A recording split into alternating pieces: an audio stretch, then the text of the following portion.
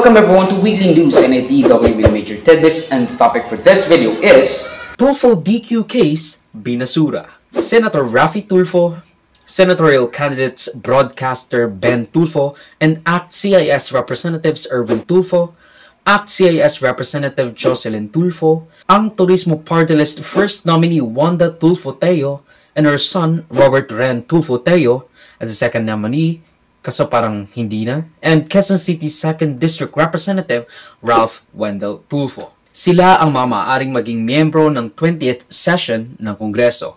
6 possible national candidates at isang district representative. I mean, wala na ba tayong kilalang mga magagaling?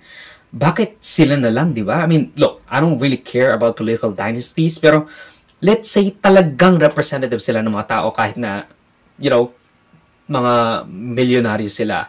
Pero wala na bang iba? Ganon ba ka-despondent at kasira-sira ang ating bansa na iilan lang ang pwede nating viably napiliin para manalo sa halalan?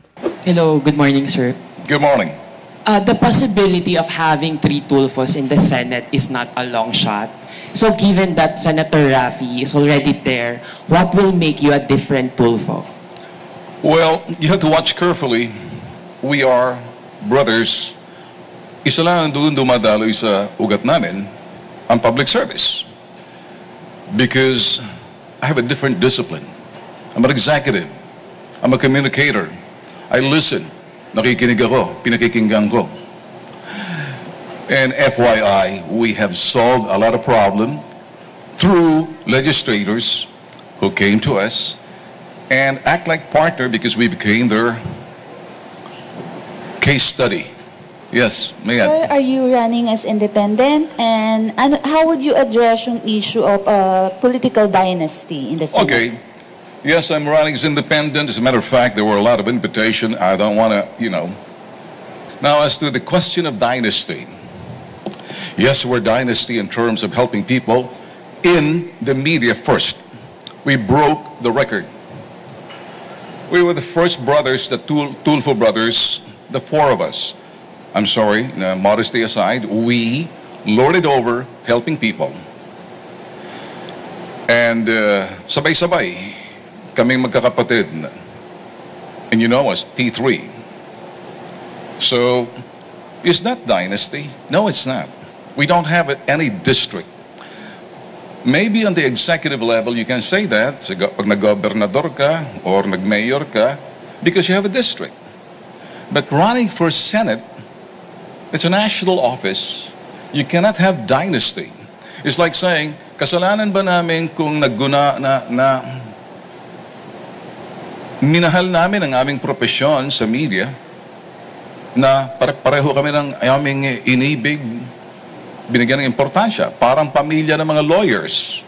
Everybody wants to be a lawyer because the daddy was a lawyer or the mom was a lawyer. So everybody called family lawyers.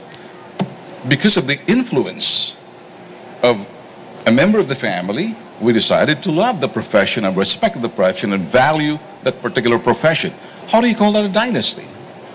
Ang unang kaso na inihain laban sa mga Tulfo ay dahil sa 6 in the second civil degree of consanguinity, starting from Senator Raffy Tulfo, senatorial candidates at House of Representative candidates. Literal na kalahating dosena ang mga taong tumatakbo sa ilalim ng isang apelyido or at least a variant or something like that, which petitioner and 2nd District Representative aspirant Attorney Virgilio Garcia cited as unconstitutional ayon sa Article 2, Section 26 ng 1987 Constitution of the Philippines na nagsasabing, the state shall guarantee equal access to opportunities for public service and prohibit political dynasty as may be defined by law. Pero hindi ba parang ang weird? I mean, guarantee equal access to opportunities for public service. Pero ito ko says na, you know, guarantee the prohibition of political dynasties. I mean, kung isipin natin contradictory kasi the political dynasties and their constituents voted for these people. That's democracy. To prohibit political dynasty is to allow everyone to have equal access to opportunities for public service. I mean, if we define public service as just that, you know, elected or unelected office, then it does fall under the umbrella of the aforementioned section of the Constitution. Talagang it's a contradictory statement or declaration in its face value. Isa pa sa malaking point of contention is the fact na wala tayong legal na definition ng political dynasty sa ating bansa. I mean, the closest would be the SK regulations. Walang batas na nagsasabi kung ano pa ang political dynasty. Kasi nga, ayaw itakel ng House of Representatives o ng Senado ang political dynasty. Kasi political dynasty sila malamang sa malamang. Nagis pa ng kampo ng mga Tulfo regarding the political dynasty tab na inilalagay sa kanila where they said, let the people decide. I don't think so. I'll leave it up to the people. Kasi kung gusto ka ng tao, iboboto ka nila. Kung ayaw ka nila, isip nila, dynasty to, ang dami naman, walang ginagawa. Ito sabihin ko, mga taong bayan, kung ayaw niyo mga kapatid ko, please don't vote for them. Pero kung gusto niyo sila, dahil sa tingin niyo, makapagsilbi sila ng maayos, then go ahead, kayo na mag-decide. Hi sir, good afternoon po. Sir, sorry, the elephant in the room po is that there are comments po that there will be political dynasty po because Sir Ben is also running po, you're also running, and Senator Raffy po is currently at the Senate. Sir, any comments on the political dynasty? Well, as long as there's no law yet, then we let the people decide. Di po ba? Kung ngayon, kung may batas na ho, then we stop. Yung political dynasty, matagal na pong usapin ho yan eh. And I believe, hindi po titigil yan hanggang wala pong batas. Luzon, Visayas, Mindanao. Kaya, ang tao ho will decide. For now, dahil wala po tayong batas, then let the people decide. Do we want 1 Tulfo, 2 Tulfos, 3 Tulfos? Do we want them? 1 Duterte, 2 Duterte, 3 Dutertes, 1 Marcos, 2 Marcos, 3 Marcos? LGUs, maraming ganyan. So, we let the people decide. Nasa kapangyarihan po ng tao. Kung gusto po nila si Raffy lang, fine. Walang problema. Gusto nila yung dalawa, fine. Gusto nila 3 Tulfo sa Senado, nasa tao po yun eh. Because we don't have a law. If there's a law, then that's it. Matitigil po yan. Sir, just a follow-up question, sir, and last from me. Don't you think, sir, parang prone po siya abuse for some family po, na parang na-hold lang nila yung power within their families, especially in the provinces, sir? I cannot speak for the provinces, boss, because I'm not running for the national election. Local elections in the LGU. I'm running po in the national elections. Kaya I cannot speak about abuses po sa LGU. I don't know what's going on down there sa LGU because wala pa po sa amin ang tumatakbo sa local government units. From ABS-CBN, Kat Domingo. Hi, sir. Good morning. Sir, should you win a seat in the Senate, will you be willing to support or advocate for an anti-dynasty law? Yes. What I mean to say is like, if there is a law, then pag-uusapan ng majority, you know that it's numbers game, di po ba? You may say yes, pero yung mga kasamahan mo, majority rules. We will look, paano yung forma ng dynasty, yung sinasabi yung dynasty law. Kung nandyan na yan, kung maganda naman para makakatulong po sa sambayanan, then I will. Why not, di ba? If it's for the benefit of the whole nation, para mapagbigyan ng lahat, then why not, di ba? Sir, how will you convince voters that the public needs another Tulfo in the Senate? Performance, ma'am. Performance. Mabilis ring naibasura ng COMELEC ang petisyon laban sa mga Tulfo dahil mayroong prerequisite na hindi na isama sa complaint. So, by technicality, hindi pwedeng matuloy ang DQ case dahil kung kulang yung mga binigay na dokumento, dahil kulang ng mga COC, ng mga alleged perpetrators, COC ng mga Tulfo, so, parang wala rin. Kasi again, that's standard operating procedure na kailangan i-attach mo yung COC ng mga alleged perpetrators ng yung kino-complaint. Now, kahit na sinabi nung naghain ng kaso na walang personalan at gusto lang mapilitan ng COMELEC o ang Supreme Court na magbigay ng definisyon sa terminong political dynasty. Isa-isay natin mukhang maraming issue. Unahin natin yung mga Tulfo. I understand may disqualification case against them. Nagulat lang kami na ang grounds ay political dynasty. Di sabi namin ni Dors, ang daming dapat tamaan nun, hindi lang yung mga Tulfo. Kung dynasty nga yung ground, Chairman. Mayorya ang tatamaan.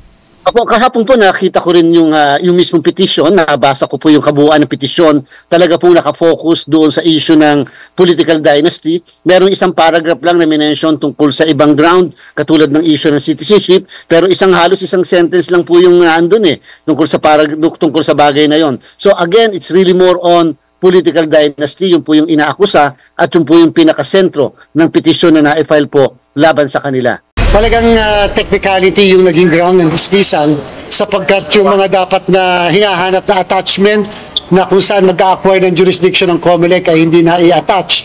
Why discuss the merits kung sa technicality pa lang may problema na? Ang merits ay dinidiscuss lamang at tinatalakay kung walang issue ng technicality.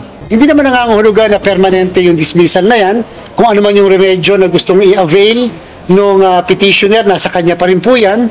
Madami naman pong option pa na available para po sa kanya at yung mga iba pang magpipetisyon. Sa isa pang disqualification case naman, this one particularly against senatorial candidate and ACT-CIS party list representative Erwin Tulfo dahil sa kanyang libel conviction noong 2008 na magpapakita raw ng moral turpitude kahit na siya ay nakapagbayad na ng mga fine ito at it has been hindi rin daw siya totoong Filipino citizen dahil siya ay naging US citizen at hindi pa niya nire-renounce sa kanyang citizenship nung siya ay naging miyembro ng US Army kasama na ang kanyang political dynasty tag. Kasi ang bottom line lang naman ho dyan, Sir Johnson, hindi ho tayo makakaupong congressman kung may mga kaso ho tayo, hindi makakalusot sa COMELEC ho yan. Opo. Ibig lang akong sabihin kasi na-file na ho dati yan Final na ho yan dati. Dahil may mga kumontra para umupo tayo as congressman ng ACT-CIS, nakaupo na ho tayo, na-resolve na ho kasi yan. Yan yung dahilan, bakit ho ganong halos sunod-sunod? Actually, dalawa lang naman. Actually, sir, kulang pa ho yan. Ina-expect po natin, madami-dami yan hanggang sa election day po yan. Yun nga ho siguro dahil nangunguna ho tayo ngayon sa mga surveys which pinasasalamat ko sa Panginoon Diyos. Pangalawa po doon sa mga tao po na... Pero again, mayroong nakitang butas ang COMELEC. Ang CIS, the operating or standard operating procedure, kailangan mong bigyan ng kopya ng iyong complaint ang akusado. Pero hindi niya nabigyan ng kopya sa Erwin Tulfo, kaya ibinasura rin ito ng COMELEC. It's evident that the Tulfos will be a huge part of the 20th Congress and people have been trying to disqualify their run in the Senate and House of Representatives. I mean, why are they mucking up their disqualification cases by either forgetting to include the COC of the Tulfos or the Tulfo candidates or not sending the concerned candidates their complaint? Kaya, again, binabasura ng COMELEC kasi standard operating procedure yun na dapat bibigay mo sa kanila yung COC ng mga kandidato na kino-complain mo or that they will be sent yung mga kino-complainan mo ng kanilang kopya ng complaint. Apparently, those are standard operating prerequisites, procedures to be followed. Pero bakit hindi nila magawa? Bakit hindi nila masiguro na their DQ case won't be judged against by a technicality? I mean, is this a psyop to legitimize the Tulfos and defeat any political dynasty accusations levied against them? For people to think na they've triumphed and was proven right by the COMELEC when in reality, it's all just technicalities. I mean, ang weird lang. And even if we remove political dynasties, other popular people and their cronies will just be replaced by more padrino system. We need the voters to vote these dynasties out of power. Hindi natin pwede or kahit anong gawin natin. Unfortunately, it's not a great solution to just bar people from having choices. They have to know what is a great choice and what are not, and then choose the great choice. Choose the good choice instead of whatever bad choice we think is. Ang video clip na ito ay galing sa aking series na News Worthy Recap. Check the entire video for the complete weekly news recap and subscribe to the channel to be kept up to date sa mga local at global news na I'll make sure would be interesting to you particularly. Di ko alam yung name mo pero you should subscribe. Muhammad Smith? I don't fucking know. John Smith? Salamat sa manunod mga kabayan. Avoid me, like, subscribe, follow my links in socials and avoid shows that would be linked down below. Sa susunod muli, of course, paalam.